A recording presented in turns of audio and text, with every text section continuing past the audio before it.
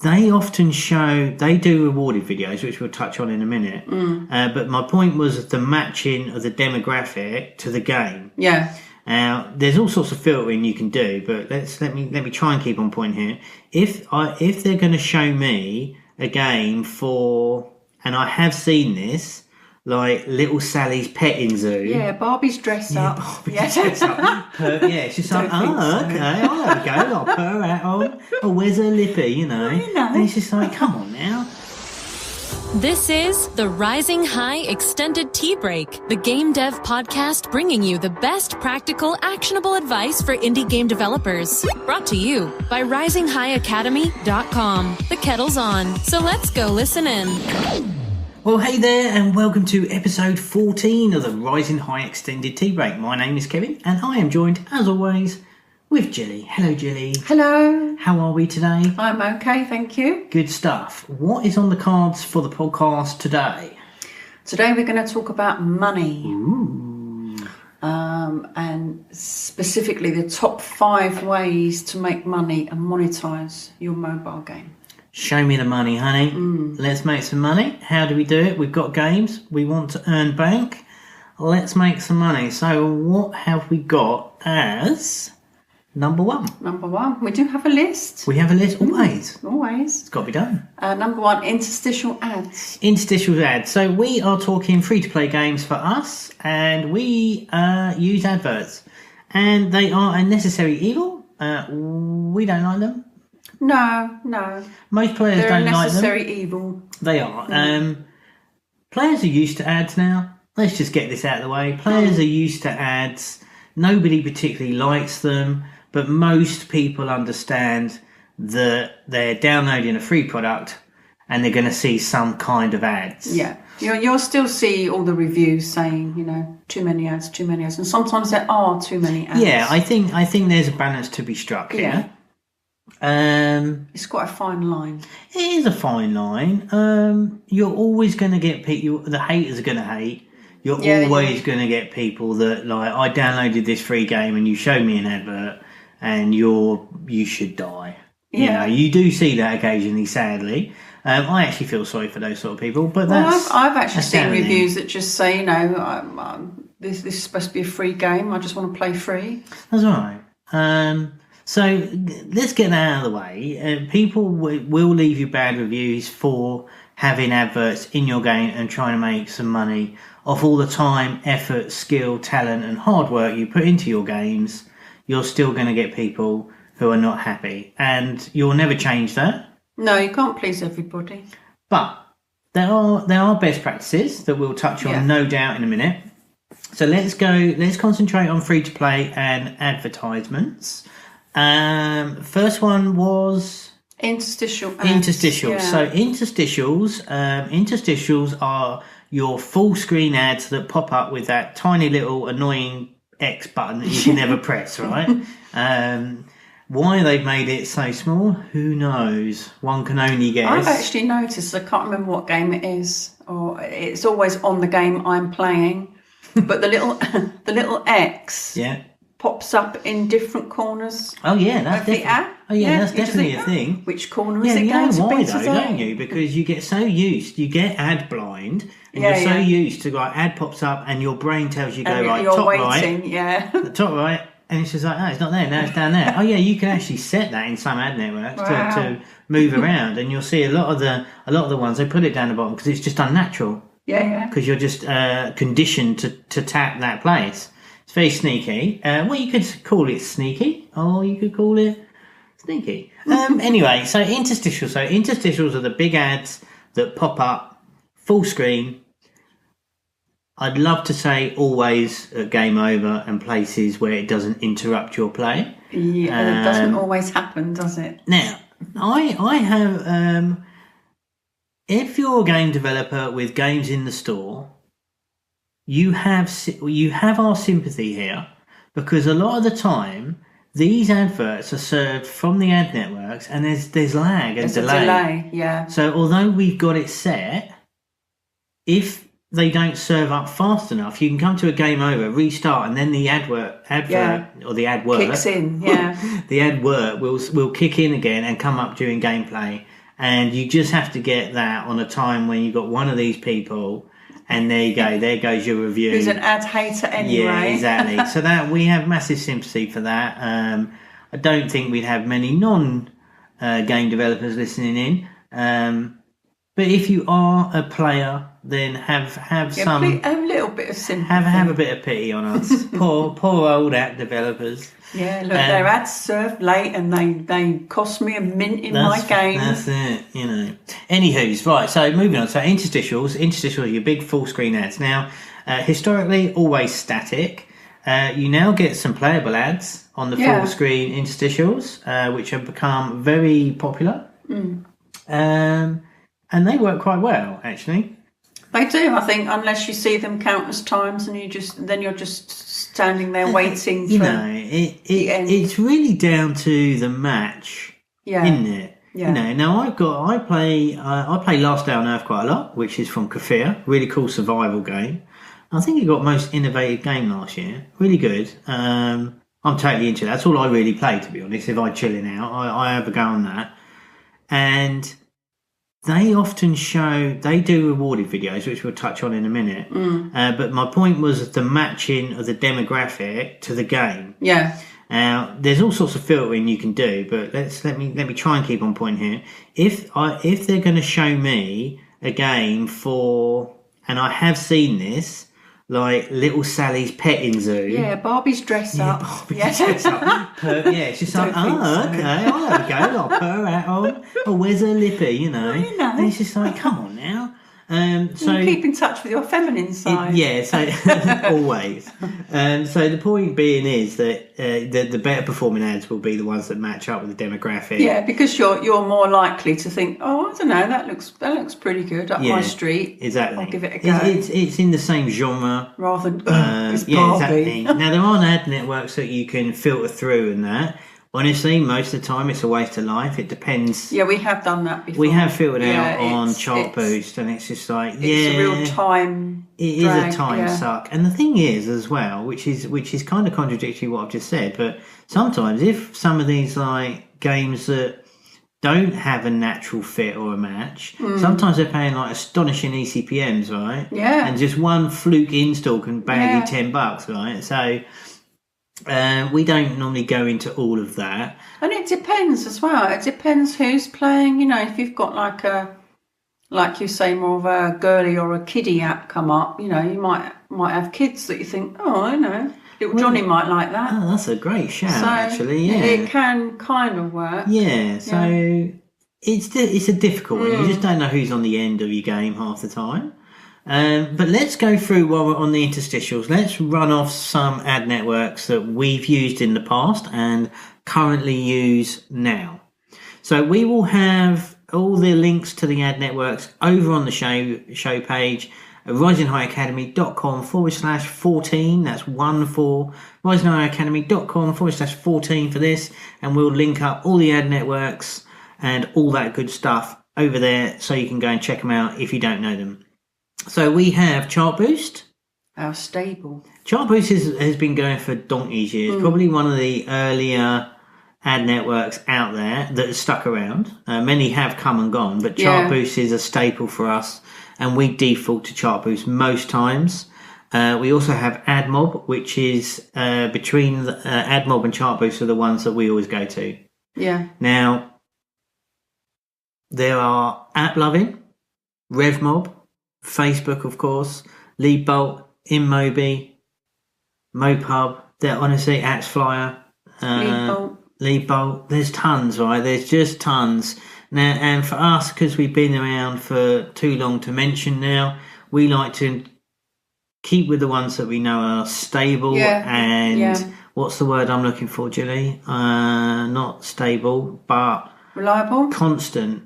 Yeah, reliable and constant. Yeah. And of course, you have to set up all your banking details and stuff with these companies, and send off all your W8BNE forms and all your tax forms and stuff.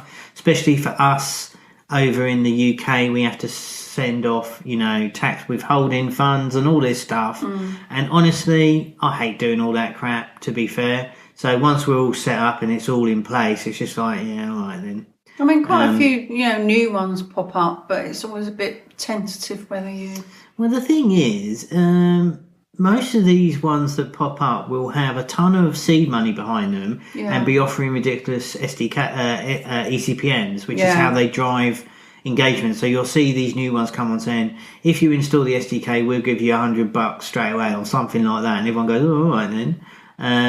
Then they run out of money. And then they run out of money. Yeah, exactly. But that's not always the case. But for us, we like to keep things as constant as possible, if that is at all possible in the mobile space.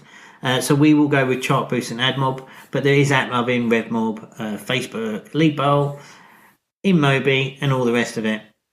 Now, the other thing to mention there is you have the mediation services. So that's an SDK that you can put into your game, which sits as think of it as acting as a layer on top of the ad networks. Okay. And then inside that layer mediation platform, you can add your separate SDKs in. So say we use HazeApp. Yeah. Underneath HazeApp, I can plug in Chartboost, AdMob, AppLove in, and I can show all of those three at any given time on like a rotation. Oh, okay, like a waterfall. Like a waterfall, exactly like a waterfall. So if for instance Chartboost doesn't have any ads to show me, okay, one of the others to go and step up. find one from AdMob to show me, and that gets your fill rate up. So what you'll find is that the inventory of the ad networks will deplete at any given time, and generally towards the end of the month as well. And that's where your fill rate comes in, because what you don't want to do is someone playing your game and you not showing them anything. That's right. So these mediation platforms can be really cool. We certainly used HazeApp in the past. There are other ones, AppFlyer, TapDac, Ted Nash, super cool dude. We know Ted quite well. What is up, Ted? Go and check out TapDac. They're kind of new on the block. Highly recommend those guys. They are super, super cool. And I think that's about it from the interstitials. I guess we should explain a little bit about how they work. Yeah. Okay, so these interstitials, when you show one of these interstitials in your game, let's do a thingy. So you, generally speaking, for the interstitials, it's based on ECPM. Yeah. Now, historically, that stands for cost per mile, right? Which is an old marketing equation, phrase, statement, or whatever.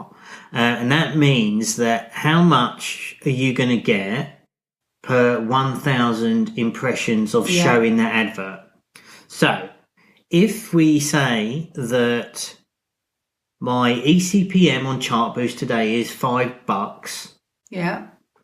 Then for every 1,000 times I show a Chartboost advert today, that's your payment. We get $5 in the bank. Now these ECPMs will go up and down. Each ad network will differ from... Yeah, they fluctuate. They fluctuate like mental cases. Yeah, so there was a time where it was a thing to chase the ad networks. So RevMob's hot right now. Oh God, I remember that. And then everyone rushes to put that SDK in, and then this one's hot, and that one's hot. It's like rushing to see the new film out at the cinema. That's it. But I mean, a lot of the time, like I said, when they were newer, they were running some there was less ad networks for the companies to choose from. So if like Game of War back in the day was having a massive push, a massive marketing push, they only had probably a handful of ad networks that they could actually deploy their adverts on, which means the competition was greater, and that drove up ECPMs for us. So that's ECPMs, but there's also, of course, which is more important for interstitials, is CPI, which is cost per install, which is really where it comes into play when somebody, then you show them an advert and then they tap it and then they go and install the game, and then you get a CPI which is usually way higher than that. So that means that you don't have to show 1,000. You just need someone to install it. Someone to install the game, and you can have anything between $5 and $10, or between 30 cents and $1. It all depends. It all depends on the game. It all depends how much the publisher or the advertiser is bidding on the network to show that advert to you. It all can change, and it does change every single day.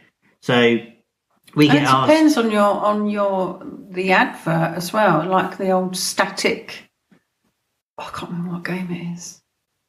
It's a real old static shot, and it's all fuzzy, and it's right. And you just think, oh. Well, yeah. But then you get one that you can, like the new ones, you can play.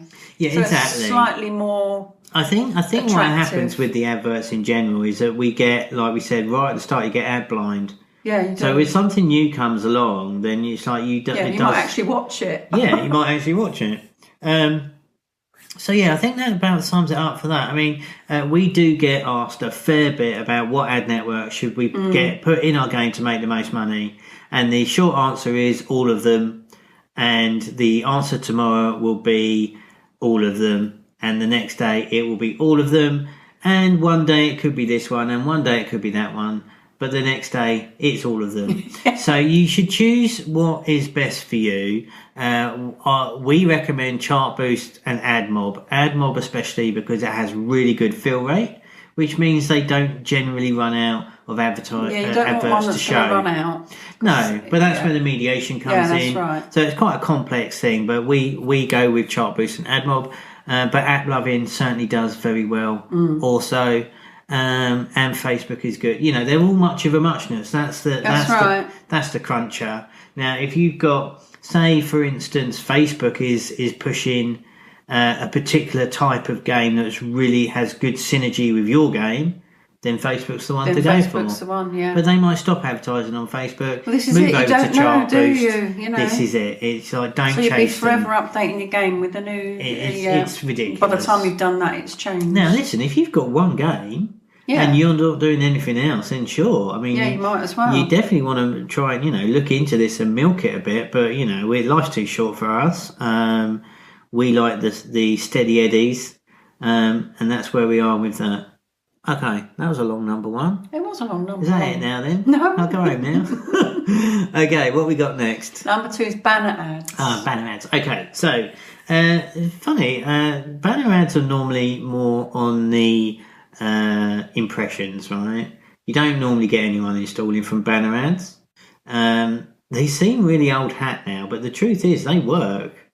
And I don't mind banner ads. They work really well. As long as they're implemented correctly. Yeah. And we'll touch on that in just a sec, no doubt. But banner ads do surprisingly well. Because if you've got a game where people are playing them a lot, you can rack up the impressions pretty fast. Now, there's certain things on most of the banner settings that you can do, that you can show them for 30 seconds or show them for 60 seconds, pretty much referred to as the refresh rate of that. Okay. And generally speaking, the longer the refresh rate, the higher payout you'll get. But that's not strictly true for all cases. We normally do like a 15 or 30 second refresh. Yeah. Can't quite recall. Honestly, we normally click the auto button and let the system work it out. Yeah. I'm pretty sure we do 30 or 15. I'd have to check. We mix it up quite a bit. We don't play around too much. I normally go for mostly default settings and let the algorithms or the ad network sort itself out. I could press a button and I'd never know if it was me or it just had a good day. No, that's right. So we really don't dive super heavy into this. We usually use the portrait games as well. Yeah, so let's talk about how the best way of putting banner ads in. Banner ads for portrait games on gameplay and UI for sure works best, and I would usually at the bottom. And then your whole game sits on top of that, above it. You could do it at the top, I suppose, if you've got like a down scrolling. Yeah, so the main point here is that excuse me, the main point here is that you don't put the banners Don't put it in the way. Don't put it in the way. Now Google are pretty hot on this. I'm hesitating because I'm not sure, but I wouldn't be surprised if that's not against terms. Oh, really? On Google for AdMob to put it on gameplay screens. Certainly, if it's anywhere remotely close to where you're going to be tapping. But they're okay on UI. I think it goes across the board. I don't want to quote too much here, Gilly, because I'm a little bit flaky on that, and I'd like to stay in my lane. But I know they definitely don't. If you've got a button that's near a banner, that is deemed to be these ad networks do not want you don't want to accidentally press. And you might think, but this one's next to that button. That's a good trick. Honestly, they will not like it. And if you get pulled up, you're stuffed because they won't. I mean, especially Google. If you go against any of their terms, you'll be out. That's it. Shot. They don't mess about. Like that's it. You're gone. Your account's done, and then you've got all sorts of problems because it's very difficult to get other accounts and stuff unless you want to go down like the dark route, which is really not advisable or whatever. It's not a good way to go. It's not. It's rubbish. So so banner ads at the bottom of the games, making sure that they don't interfere with the gameplay. That's the overarching rule there. But yeah, don't ignore banners. Banners do well for us. And we have them on. I tend to normally, if we've got a portrait game, I will definitely build the game around having a banner at the bottom and everything will sit on top. So that consideration is done right before we start. At the beginning. Yeah, that's right. For banners. Because you don't want to do all your UI, put all your buttons in and all this stuff, and put your character right down the bottom of the screen. You think, right, let's put the banners in. It's like, oh crap, we've got all the buttons in. I mean, sometimes we think about the banner ads and we actually work out, well, hey, we can do this game in portrait, so it would suit a banner ad. Well, that's right. I mean, all of this is considered by us when we're doing that. I mean, this is like in the first day when we're thinking about stuff. I mean, we don't have to have it all figured out. But it's just a consideration when we're doing it to think, hold on a minute, if I'm having a banner, how much root, normally what we do is I will Photoshop a banner onto our design. Yeah. And build above it. Yeah, that's a no-go zone. That's right. Yeah. That's it. And we build it and that's how we do it. Now, you said about putting the banners at the top. I don't like banners at the top particularly. No. If the gameplay is coming down, sure, that is the place to put it. I think that's the only scenario where because it's not in the way. It's not in the way. But then, of course, you've got the upside down problem with if you've got score at the top. Yeah. Then your banner's going to sit on top of it and cover it. Yeah, that's right. So it's the same way whether you go up or down. Rejig, yeah. That's all right. So that's something to be mindful of. But so what about landscape then? Could you put a banner ad in a landscape? You can, for sure, yeah. I don't personally like them that much in landscape because they tend to be really big. Yeah. I know it sounds weird. Percentage-wise, I'm not sure there'd be much in it. But for some reason on landscape games... It looks bigger. It definitely looks bigger. And they're a lot fatter, I think. They're more like the old web sizes, like 7 to 8, like, what do they call them? Like, not super banners, like leaderboard banners or something. They seem to be quite big. And generally speaking, we try not to do landscape games if we can help it. Sometimes we do. But for the ones that we do, generally speaking, we only put banners on the UI, which is still pretty good. Yeah. It's an extra little impression, as we said earlier. I don't know. Number 3, of course. Number 3, rewarded videos. Oh, here we go. Now we're talking. Right. So rewarded videos. These are the ones, guys. We like these. Yeah, these are the ones that do well for us. I think because it's a choice. It's kind of a player choice. Yeah, so exactly. You're putting control of the game in their hands rather than splattering them with an advert. Rewarded videos are a completely opt-in way of monetising your game. So your player will actively choose to watch an advert in return for something within your game. Now that could be time, that could be coins or currency or whatever it is in your game, gems or whatever. It could be a character. Or an upgrade. It could be an upgrade. It could be an unlocked world. It could be a level skip. There's a multitude of purposes that you could put behind a rewarded video button that is completely optional for your player to press and feel like there's a fair exchange of value. Yeah, that's right. It's a feel-good factor. That's right. Now, I mentioned I'm playing Last Day on Earth and have been for ages. That game has energy to move around the map. Oh, okay. And you run out of energy. But I can get a refill for like, I don't know, 20% more energy to have another go or keep playing if I watch a video ad. And it's like, okay. Yeah, I'm bit of a happy with that. no-brainer, isn't it? That's really? right. I'm all right with that. I'm happy with that because it's a fair exchange. It's my choice. You're not squirting an advert up in my face. No. I'm pressing a button to watch it, and I don't watch it, and then I close the button, and then I've got my stuff, and I'm on my way.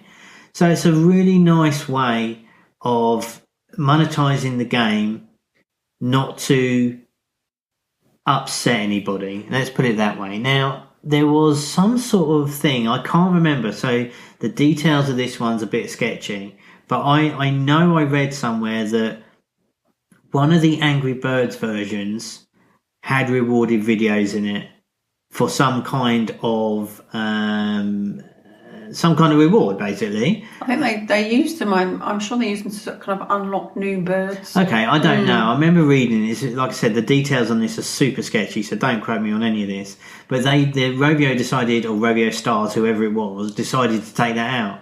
And the player community was up in arms because they loved it. Now that is like the reverse of interstitials. They're going, oh, I hate this bloody game, stupid I want adverts. a video. Yeah, there was backlash because they liked using the videos because they understood that it was a free-to-play game. Yeah. And that was the value exchange. So really interesting stuff. And there's so many great implementations of rewarded videos out there. Well, it's a good way of getting ahead in your game. Yeah, exactly. If you're stuck on something that's going to take you weeks and weeks, then for of course. video, I mean, certainly for the time management games and those sort of games, they are engineered around you, persuading you, even though you don't realise that you want to press that button to continue. It's not by luck, but again, it's all completely optional, which is a really nice way of doing it. And of course, as we're talking about the money, honey, they pay great. Now, rewarded videos for us is Vungle and Unity ads, really, for rewarded video. We have used Ad Colony in the past, that they did pretty well for us. Yeah. But our staple there is Vungle. All day long. Constantly high ECPMs and CPIs. They're I don't want to say they're like 2, 3 times, 4 times as much, but they genuinely are. But sometimes they're not as well, like we were saying before. Sometimes they're great. Yes, the same things, the fluctuation, but for sure, you will make more money if you can get someone to install a game from a rewarded video ad, and you'll certainly make more money for showing a full completed rewarded video. Now, these ones you can set also kind of like the banners, but you can set it for 15, 30 seconds. And you'll get money for completed watch. So some of them you'll see in the top left-hand corner. You can skip this. A little, what do they call that? A little. It's like a little time. Yeah, like a little circle. Thingy-mabob, right? And so you can skip this thing in 3 seconds. Now, if they don't, and you do get that complete, you get a bit more. And all that kind of stuff. So generally speaking, it's 30 seconds. Okay. And 30 seconds is a decent amount of time for a prize or reward in your game. So definitely head for a 30-second rewarded video ad. Unity are great, although for Unity, they do have a really weird payout system where you actually have to invoice Unity to get your money, works. That's very strange. It works unlike any other ad network we've ever known. So that can take a little bit of getting used to. So if you want to use, it's kind of like, excuse me, can you pay me? Yeah, no, it's really awkward. Well, it's not awkward, but it's just we've done it, and there has. I don't think we feel bad about it. No, but there's been months where I forget. You know, yeah, that's true. It's just true. You know, it's just like we've so many different hats and doing stuff. Yeah. It's like, oh crap. You know, normally with all the other ones, you just get a paycheck in your bank every month. Like, maybe that's why they do it. Well, it could be. I mean, I don't know what the setup is. I don't know enough about that for sure, but. Just be, unless they've changed things in recent months or whatever. It's just something to be mindful about. Definitely be mindful about that. Put it in your calendar. Yeah, that's right. Set yourself a little reminder. But yeah, definitely Unity ads and Vungle ads work really well for rewarded videos. Okay, anything else on that? I don't think so. What we got next? I think they're the nicest way to go. Yeah, all day long. The friendliest. Yeah, think about rewarded videos when you're building your game. Yeah. How can you reward players? What can you offer? Yeah. It'll do really well for you. Okay, number 4, in-app purchases. What are we talking about? Oh yeah, making money. I thought we were talking about ad networks. Yeah, top 5 ways to make money. Oh cool. Yeah, in-app purchases. Now, casual games. It's a bit tricky. Yeah, it is. I would say I would guesstimate less than 2% of our revenue it's comes not from something in-app that's been purchases. a mega winner. No, it's really hard. Yeah, now you'll get a fair amount of people pressing remove ads in app purchase. That's really the only one that kind that's of works. To go for.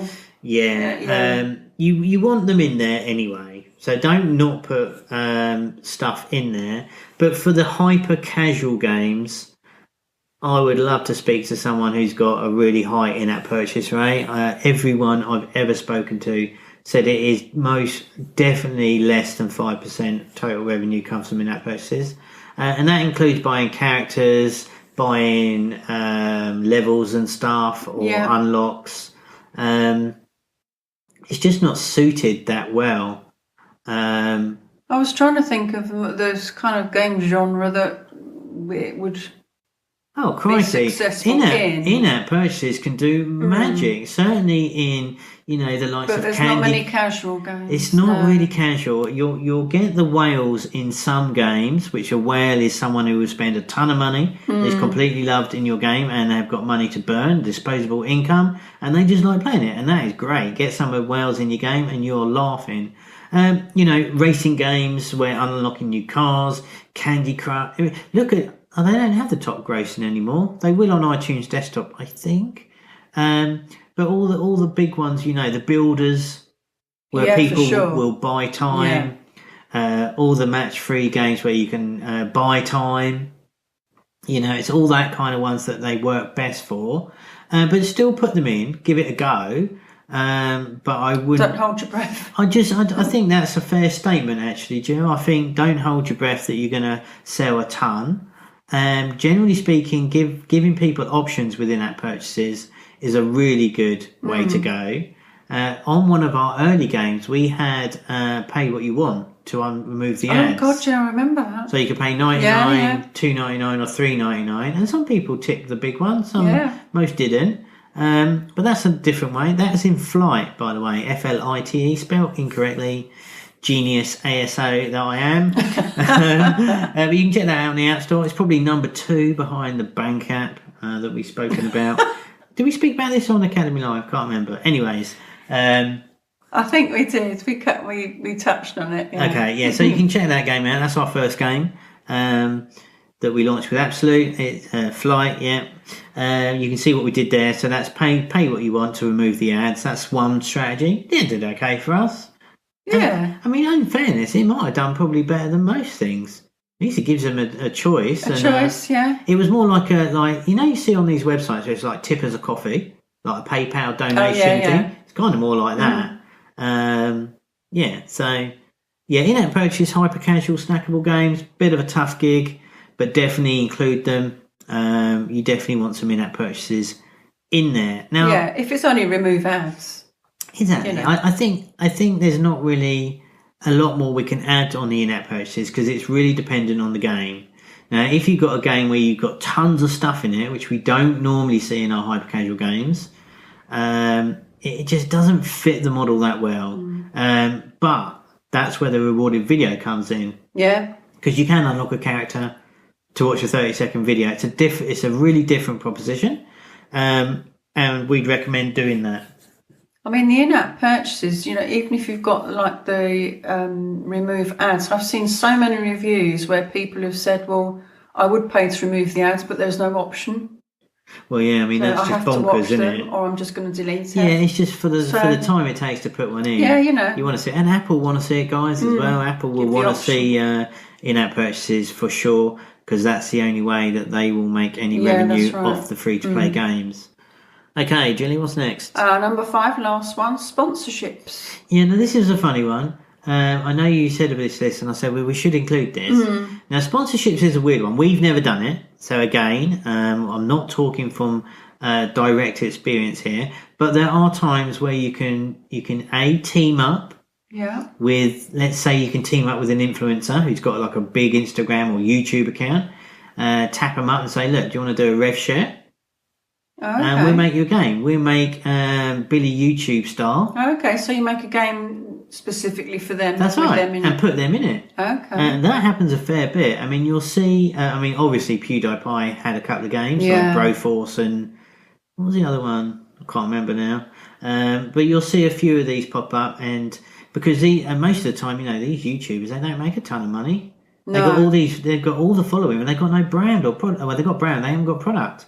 They've got nothing to sell. I mean, they might flog a few T-shirts and make some ad revenue, but generally speaking, so something like that, they can drive a huge amount of traffic to it. Yeah. Now, there's yeah. a guy over in the UK at the moment. I forget his name. It's like Bro Squad or something. Sorry, bro. Sorry, bro. He's got a game in the charts now. He's released. He might have even released one with Ketchup at one point, but he's released a couple of games now. I forget his name. But he's certainly dipping his feet, and that went straight up like top 10, like because he's got that following. Yeah. And you go, right, we'll make you the game. Yeah. You tell all your You spread crew. it about a yeah, bit. that's right, and that can work out well. So that's another way to monetize your game. The lesser known ones and more difficult, more biz dev stuff where you can get product placement. So say you've got what have you got? Say you have got a BMX game, and I can't remember. It's not going to be a Billy the Miner thing, is it? No. His new mine car. Yeah, Billy the Miner on his BMX bike. Was it Billy the Miner? Oh, I don't know. No, Johnny the Miner. Johnny the Miner. We didn't get an episode through, without saying that. We nearly did it then as well. Right, I just changed his name. Oh, for goodness sake. Anyhow. Johnny the Miner. I couldn't resist it then. Oh dear. Right. Shiny new mine car. Yeah. Anyway, let's get a grip. So say you've got a BMX game, and you know that a BMX company is a terrible example, as always from me, because I cannot think of one.